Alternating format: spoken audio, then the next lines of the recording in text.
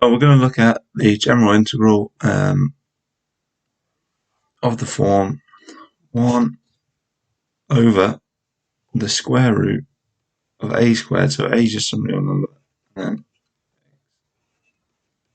is the variable that we're integrating with respect to. And to solve this, we're going to use the substitution. A u equal x over a. And if you're going to watch this video, you're probably going to need to see the last video on differentiating inverse trigonometric functions. So this substitution implies that's not actually necessary, but what it doesn't, we do need to know, sorry, change pen, is that we need to, if you've seen integration by substitution, we need to integrate and differentiate this u with respect to x, and this gives 1 over a, so then we can find dx in terms of the u. What we're trying to do is change this integral with respect to x to an integral with respect to u, which will be in a form that we can more easily integrate. This implies that dx u.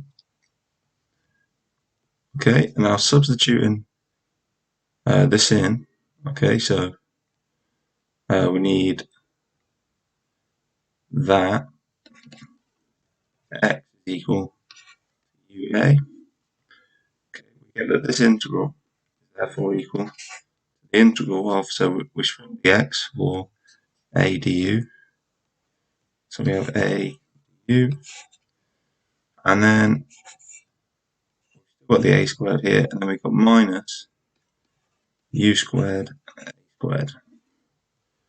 Okay, and if we think this a is equal to the square root of a squared, so if we have that on the top, that clearly cancels with the a squareds here, which makes this integral equal to 1 over square root of 1 minus u squared du, and this here is the derivative of arcsine u. Okay, so this is equal to arcsine u and plus c, but of course u is equal to x over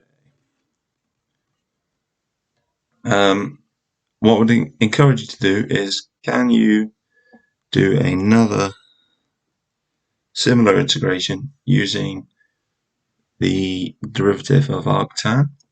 So, and see what functions we can integrate using that, and we'll go through that in the next video. But that is quite a tough exercise if you haven't seen it before, but once you've seen it, it should be quite easy. So the general idea behind this and substitution in general is we want to substitute in some new variable as a function of x that we're integrating with respect to, and the idea is that we sort of preempt some cancellations which turn the integral into a form of something we can integrate. And there's no real strict method, but what's nice about this example is if you spot something in this form, okay, now that we've gone through the substitution, you know that you can just go straight to this step here, okay?